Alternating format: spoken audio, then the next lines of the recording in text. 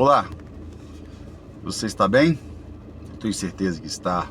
E se não estiver, é porque ainda não terminou. Essa é a obra de Deus em nós, tá bom? Hoje eu vou direto ao ponto. Nós vamos orar e vamos conversar um pouquinho, tá bom?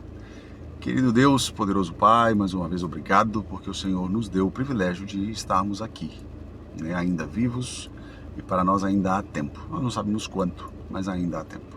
Clamamos para que esta palavra chegue ao nosso coração, faça nele morada e cause a transformação necessária, porque nós precisamos de Ti. Oramos assim, em nome de Jesus. Amém. Vamos lá então?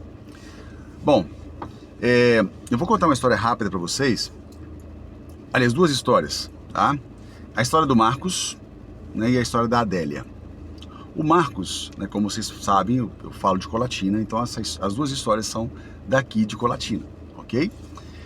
O Marcos, ele tem hoje 12 anos, mas ele tinha, isso foi há 6 anos atrás, então ele tinha 6 para 7 anos, mais ou menos, quando o que eu vou contar para vocês aconteceu.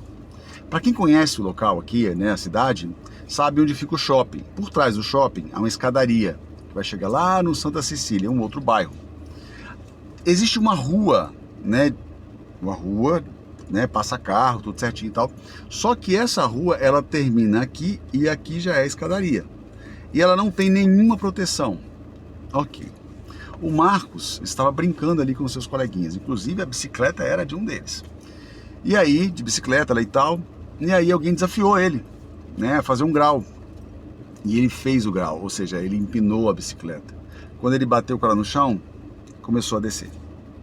E ele desceu todo esse trajeto, eu não sei exatamente quanto, 400, 500, 600 metros, não sei, mas é íngreme, então já ganhou velocidade rápido. E quando a rua termina, ela faz uma leve inclinação para fora.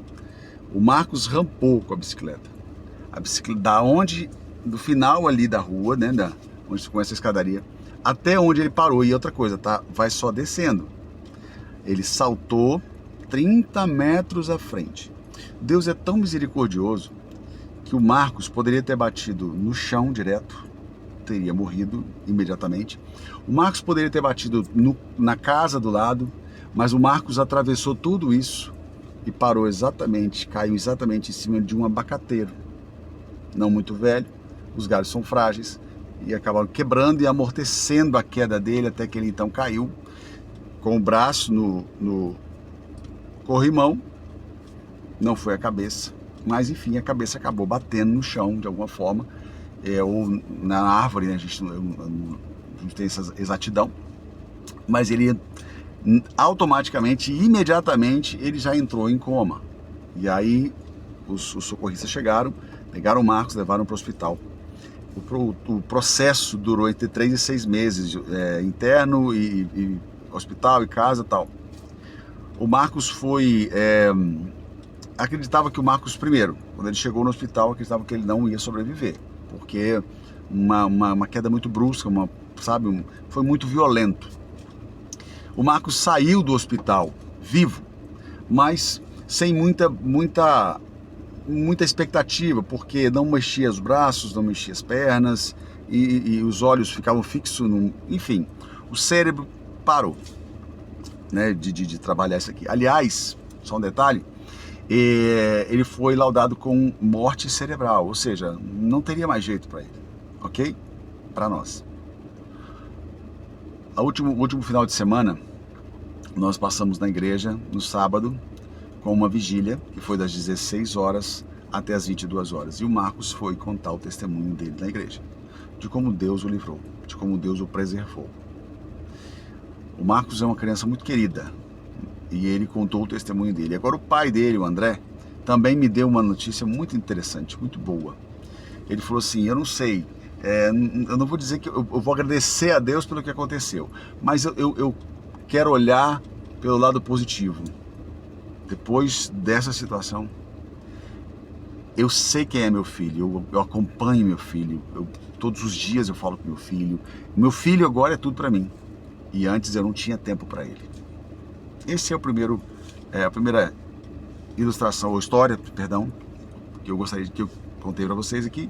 Agora eu vou contar uma outra da Adélia. A Adélia, há muitos anos atrás, eu acho que uns 10 anos atrás, eu visitando algumas casas, né, e eu fui direcionado a uma casa onde algumas pessoas estavam estudando a Bíblia para entender melhor e elas queriam buscar uma igreja. Então elas se reuniram numa casa, 6 pessoas, 6 a 8, eu não lembro exatamente, tinha umas crianças também, e me levaram para essa casa. Quando eu cheguei nessa casa, eles estavam estudando a Bíblia. E eu comecei a estudar a Bíblia com eles ali, tá? Mas eu fiquei maravilhado como o Espírito Santo levou aquelas pessoas daquele lugar ali, tá, naquela casa, para estudarem a Bíblia. Uma casa simples, uma casa pequena, mas eles estavam estudando a Bíblia, buscando a Cristo. Depois desse estudo, 2, 4, 6 pessoas vieram, eram 8, 6 pessoas vieram e batizaram-se na igreja adventista, lá onde eu fazia parte. E esta mulher, a Adélia, estava junto, ela e seu esposo, né, e o filho pequeno. O tempo passou, ela foi diagnosticada com câncer, fez o tratamento e já estava curada. Então ela fez um propósito com Deus, de pregar o evangelho. Ela trabalhava durante um tempo na prefeitura, né, fazendo, eu não sei qual era a atividade exata dela, mas depois disso ela ia visitar as pessoas e dar estudos bíblicos. Exatamente no sábado da vigília, em torno de 2 e pouco, os que são de Colatina talvez até tenham visto essa notícia, ela estava em casa, havia acabado de chegar do trabalho missionário, estava pregando o evangelho. O filho dela estava na rua ainda, na frente de casa por ali. Quando de repente começa um tiroteio no bairro São Miguel, em Colatina.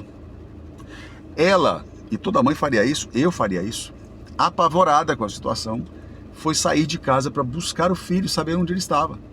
Ela abre a porta e dá alguns passos para frente. As pessoas que estavam ali trocando tiro acabaram acertando ela, né, atirando na direção dela, porque se assustaram com a situação, atiraram na direção dela, ela recebeu um tiro no abdômen. Foi socorrida, nós recebemos a informação lá na vigília, começamos a orar por ela, mas eu acho que em torno de 9 horas, por aí, até um pouco antes talvez, 8 e pouco, nós recebemos a notícia de que a Adélia tinha falecido. Ela não aguentou e faleceu no sábado. São 2 histórias. O texto que nós vamos usar para fazer o fechamento daí vocês entenderem porque eu contei 2 histórias, está em Hebreus, no capítulo 4, versículo 7, e lá diz assim: dizendo isto outra vez, hoje, se ouvires a voz do Espírito Santo, não endureçais o vosso coração. Hoje, se ouvires a voz, não endureçam o coração de vocês. É o que a Bíblia está dizendo para nós, é o que Deus está dizendo para nós. Hoje, se você ouvir, primeiro sinal de que você ainda tem a oportunidade de buscar a Jesus. Se você ouvir a sua voz, hoje, não endureça o seu coração. Gosto, mas tem tanta coisa que eu não concordo na Bíblia, é verdade. Tem tanta coisa que eu tenho que mudar, também é verdade. Não é fácil assim, eu sei que é verdade.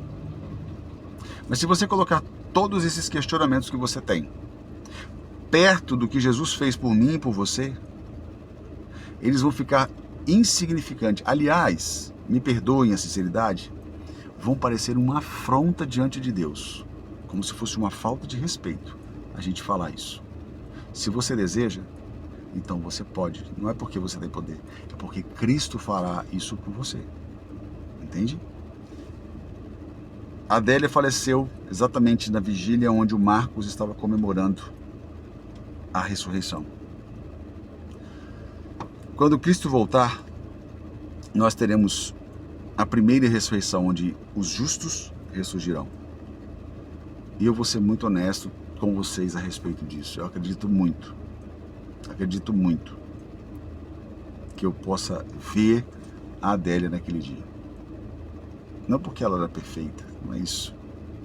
É porque eu quero acreditar que ela estava engajada na obra do Evangelho, da pregação do Evangelho. Sabe por quê? Porque a Adélia, ela esteve perto da morte uma vez com câncer e ela entendeu que a vida é um sopro. E quando ela saiu da sepultura do câncer, ela foi viver para pregar o Evangelho. O Marcos é um milagre. O Marcos é a mão de Deus.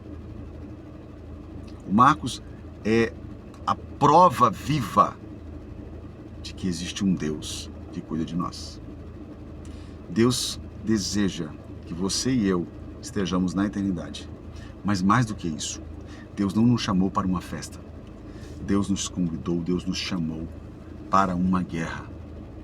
Coloque-se à frente, dê um passo à frente e coloque-se, alie-se ao exército de Cristo para pregar o Evangelho. Nós não temos muito tempo. Hoje, agora, é a única coisa que temos. Vamos orar?